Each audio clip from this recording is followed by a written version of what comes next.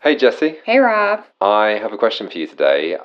Do you have a token influencer that you follow? Who's on your Instagram at the moment? I have probably too many on my Instagram, but I would say maybe not an individual person, but social media presence from a company called The Every Mom gets me every time. Okay. They do a lot of content geared towards moms, and so as a mom of a almost 3-year-old, it really resonates with me. But my favorite kind of series that they do is they do these seasonal capsules, and I can't figure out what to buy, what to shop to stay semi-trendy and relevant, but also comfortable. And so those seasonal capsules come out, and I buy so much stuff from it because they've taken all the guesswork out of what's in trend, what's in style. If it's on the Every Mom, I'm probably going to buy it. Okay. Are you wearing any stuff right now that is one of their recommendations? You caught me on it. Oh, yes, actually. Oh, there you go. They had recommended a striped t-shirt for their fall collection, and that made its way into my closet with about 3 or 4 other things. Okay. Hello and welcome to the podcast, Jesse. Could you do us a favor and go ahead and introduce yourself to our listeners? Thanks for having me. I am Jessie Ashkin, VP of Client Services for the US. I've been with Awin for, you'll know this, Rob, and we're probably very close, but I've been at Awin for almost 14 years. Oh my God. Always on the advertiser side of things. I know. It seems like a lifetime ago. Oh, it's very kind. I would disagree.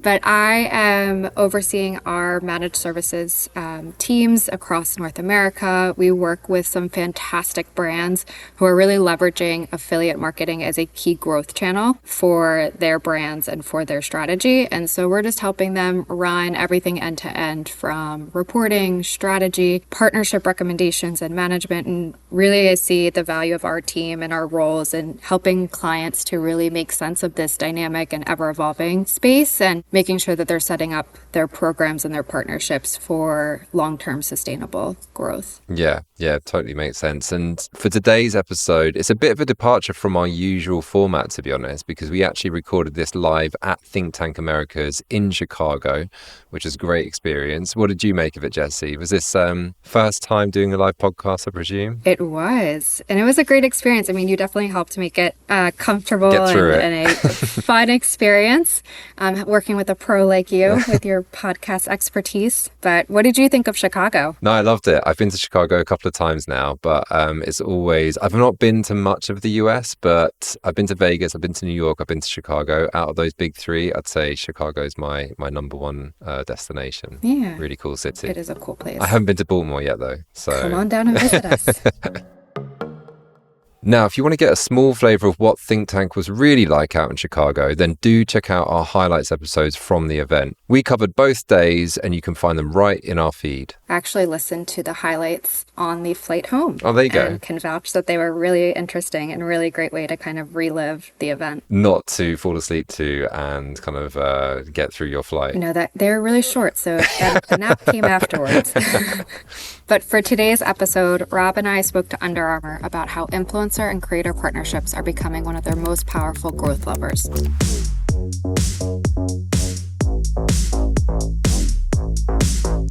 We've had quite the journey. Obviously, a heritage brand in sports. We've kind of gone wide. And then over the last few years, we've really focused in on being for athletes, being for performance, really being authentic to, very key sports for us.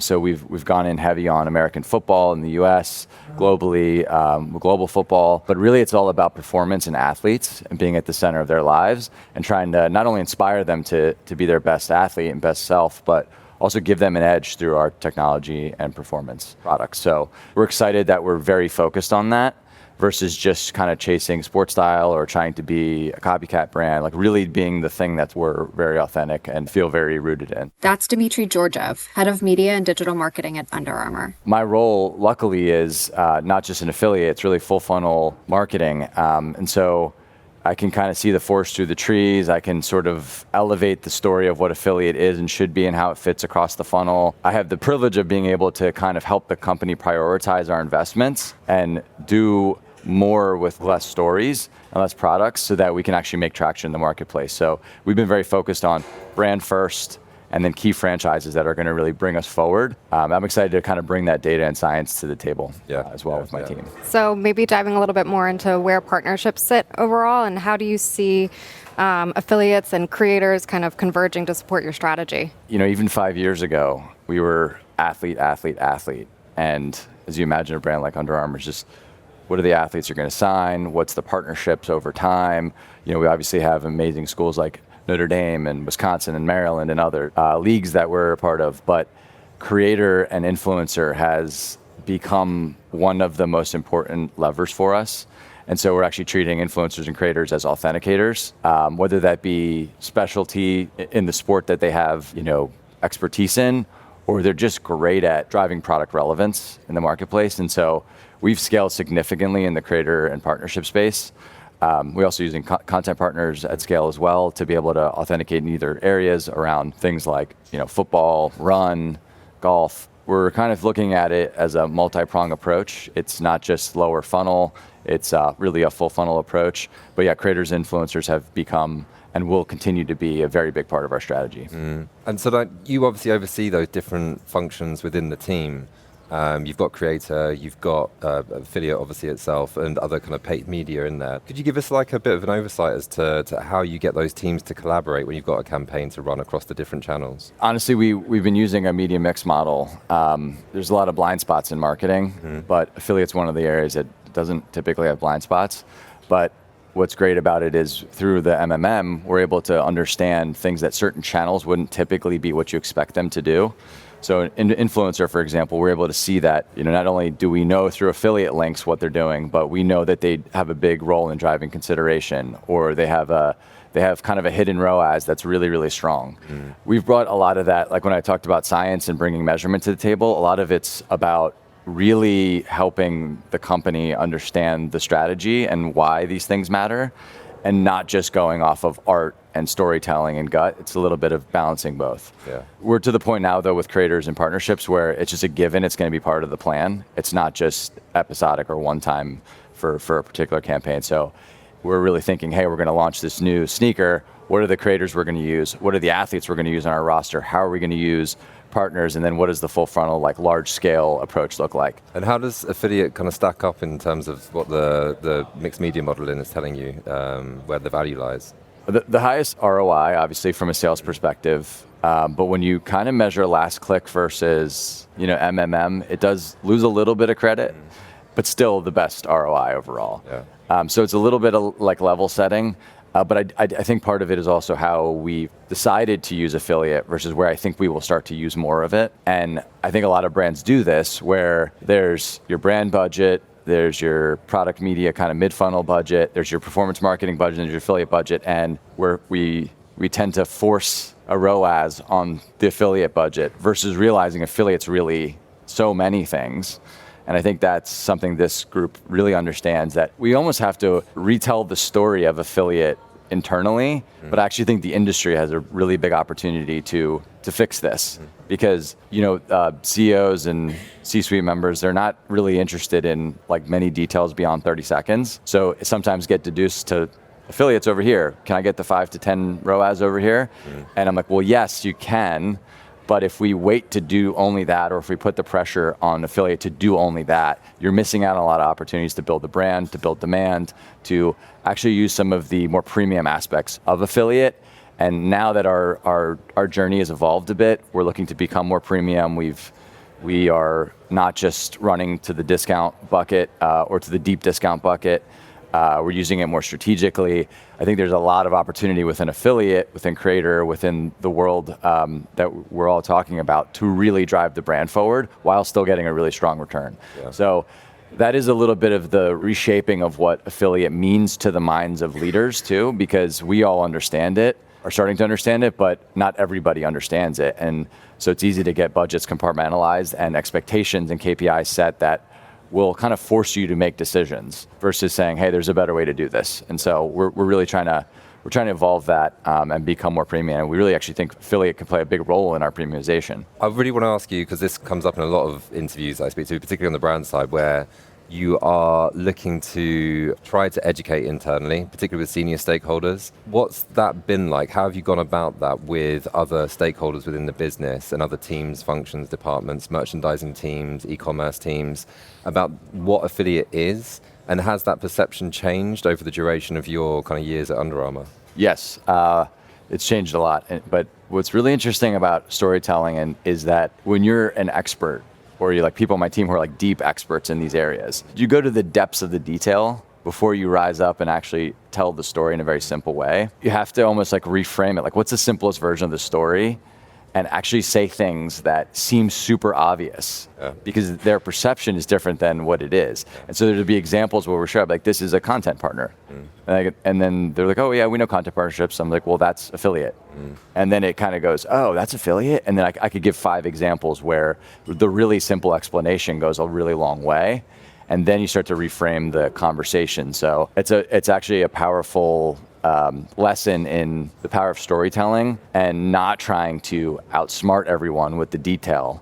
And starting with a little bit of here's the simple stuff you should know first. And by the way, do you have energy now and want to go a little deeper? Okay, let's do that in the next 26 slides. I feel like the approach we need to take is the approach that I take to explaining my job to my parents. Yes. And that's basically yes. Awin-Win Marketing Podcast is brought to you by Awin, pun intended. Awin's a global affiliate marketing platform that helps e-commerce brands called advertisers and online trusted authorities called publishers connect and create partnerships to deliver huge commercial benefits that are a win-win for all. Awin advertisers see an average ROI of $13 for every dollar they invest in their programs, and they see those returns while achieving a variety of marketing goals, acquiring new customers, increasing their AOVs, boosting retention, growing brand awareness. So what are you waiting for? Start your Awin affiliate program today by visiting awin.com.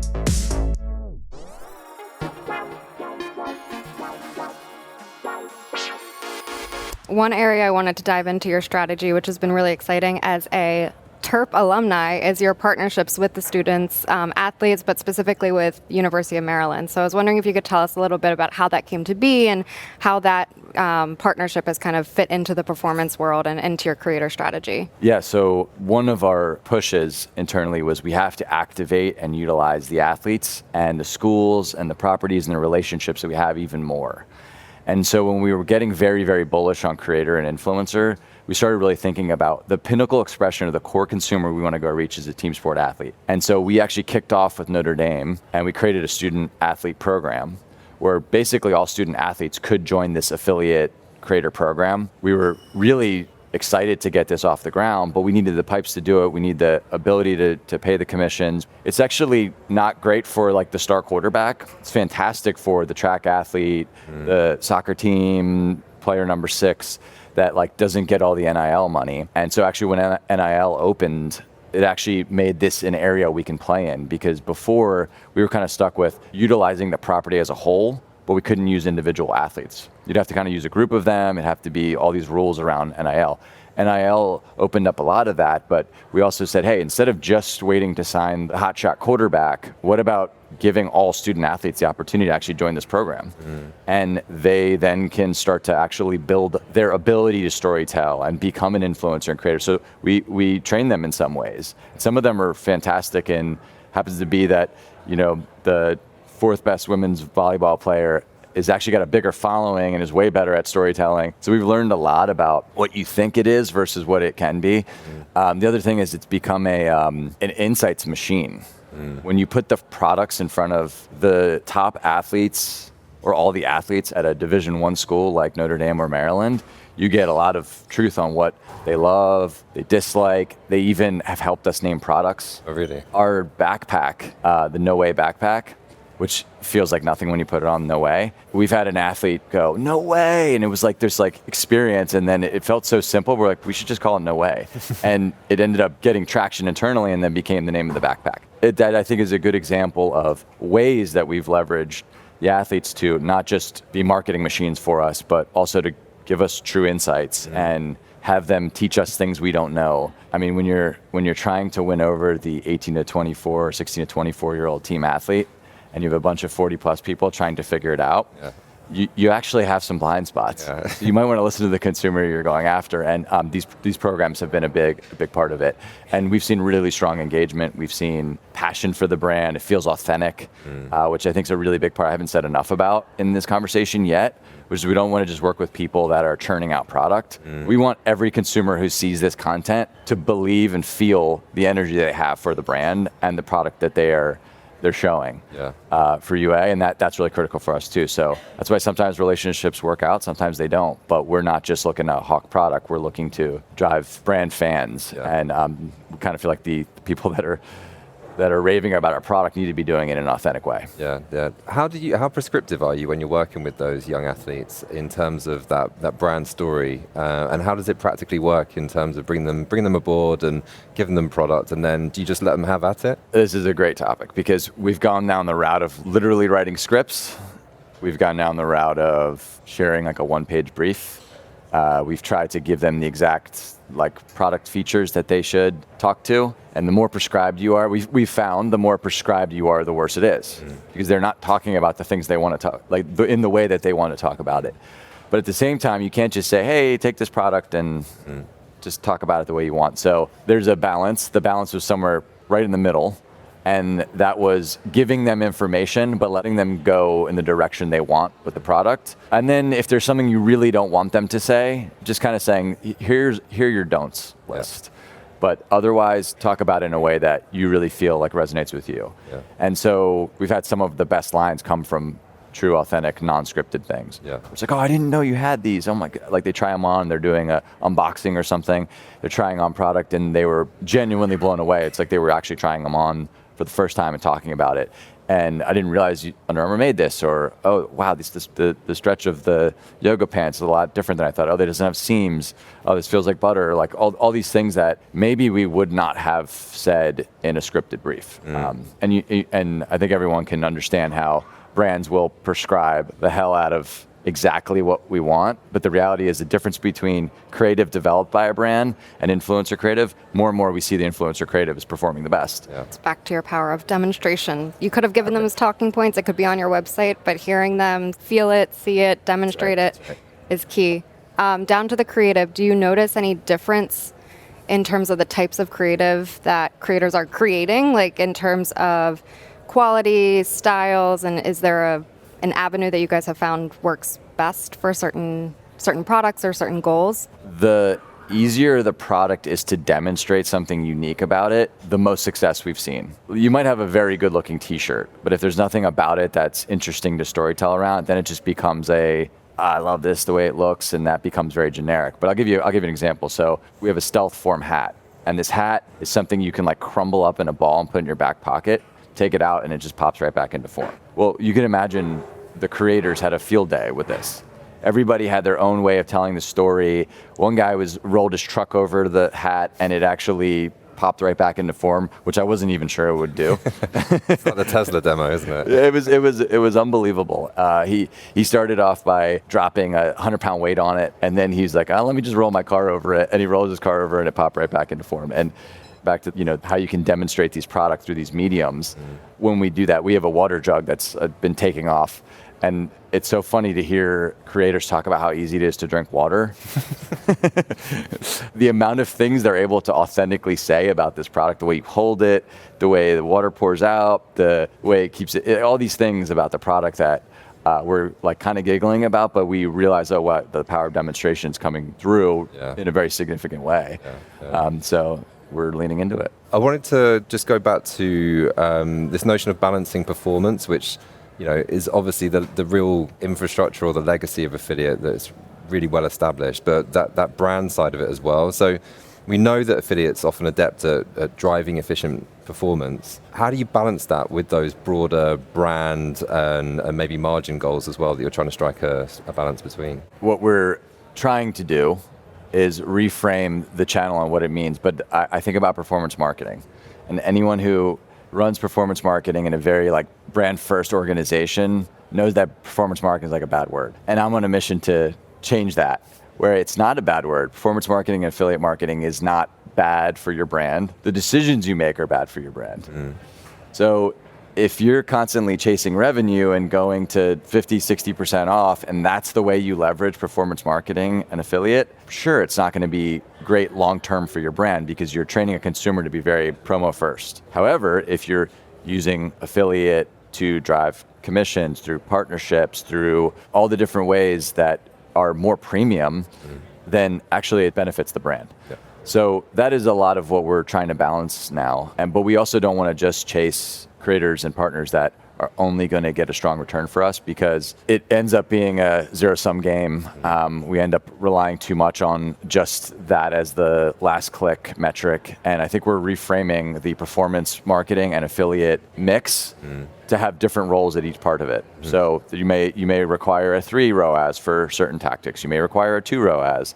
You may require a 5 for the other deeper ones and plus. And I think it's different for every brand. But a lot of this is a little bit of where your brand's journey is. You know, some brands thrive and are almost always on discount. Some are a little bit more premium, so like playing a little bit in the space makes sense. But we really are trying to reshape the KPIs around different parts of performance marketing and affiliate so that we don't get stuck in a situation where we're only requiring the maximized ROAS on an entire, it's not a channel, it's an entire ecosystem of things that you could be doing for the brand.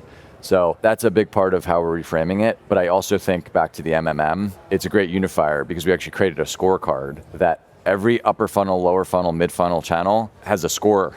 And the score is for awareness, what does it drive? For consideration, what does it drive? For ROAS and sales, what does it drive? And we're even grading TV on metrics you wouldn't typically grade TV on. And we're grading affiliate channels and lower funnel social media on KPIs you wouldn't always grade them on, like awareness. We're really trying to rewrite this because I think the notion of the funnel is collapsing is absolutely more true now than ever. And you see that through, TV Scientific and their ability to help bring more shoppability and more connectivity at the TV level. You see the fact that the number one thing you watch on TVs is YouTube. Like everything's becoming more usable and more connected and easier for consumers, where it's not like the old days where you just watch a TV ad and then you get a direct mail, and then you move people down the funnel literally. That doesn't exist anymore, really. Yeah, it's interesting. And I think actually we're seeing, obviously creators are probably the biggest example of this, where you're seeing this blended approach and kind of more merging of channels within affiliate itself, and they're kind of turning to it for that performance anchor. I was just having a conversation with Audiohook, who are doing like programmatic podcast ad insertions, but doing it on a CPA level, coming into the affiliate industry to suddenly make that kind of media accessible to the industry for the first time, which is really fascinating. And podcasting is blowing up; it's massive. So, and we're obviously a big part of that. Awin-Win is at the forefront. Just to go back to maybe more of those, I don't know if traditional is the right word, but conventional, like what kind of value are you seeing from maybe more incentive-based partners? Because you're still working with a lot of those guys as well, alongside the creator aspect of it, beyond just sales volume. And are they helping you to acquire certain types of customers, or are you kind of able to use them in a more strategic way maybe? Yeah, and I think the conversation this morning was a great reminder and very eye-opening around LLMs and what indexes and how we actually win that game. And I was just talking to the team about this, that I don't want to do something just to index well on LLMs, but there's a double-edged sword with a lot of these partners where it might be the right partner to help you authenticate a product or a category, but they also are an authority that then gets referenced in LLMs. And so they serve a dual purpose. And like YouTube's another great example of, we do a ton of video storytelling.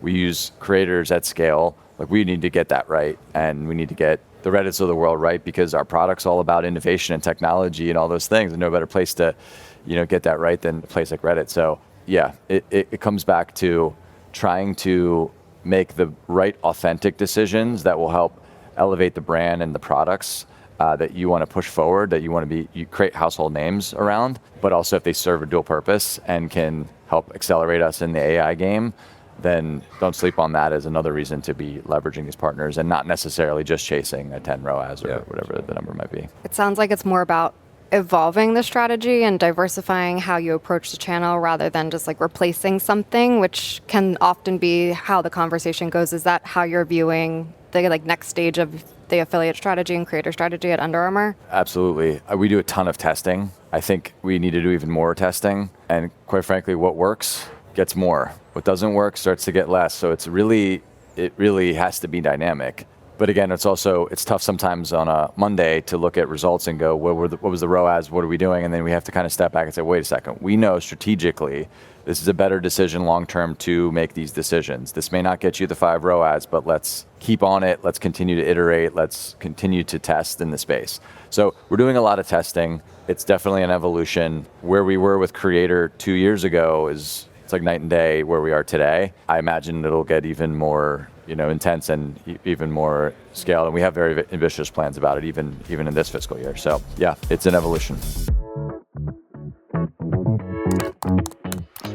Thanks for listening to this week's episode of Awin-Win Marketing Podcast. That's right. How did you find that conversation, Jessie? It was really interesting. Having some familiarity with what they are building with their affiliate program and creator program at Under Armour has been really exciting to see it come from an idea to fruition.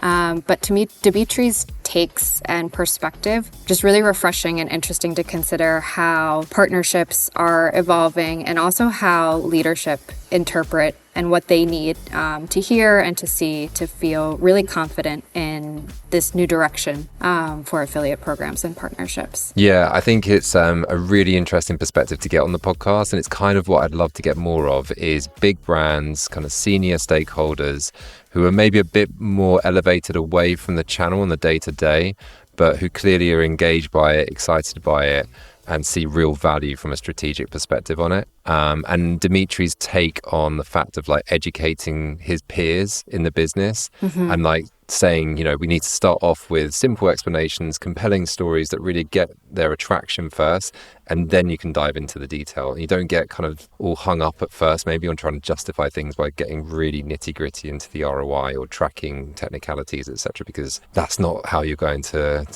get that kind of senior stakeholder attention. Yeah, I loved that take, and it's something I've carried forward even in the recent days and weeks since, of just really trying to keep that top of mind, is start simple and then build into the complexities. Exactly. So yeah, really valuable insights. Yeah. Well, great job co-hosting with me, and I look forward to doing it again. Thanks for having me. But until next time, thank you so much for listening to Awin-Win Marketing Podcast, where we show you how affiliate marketing always offers a win-win. Bye.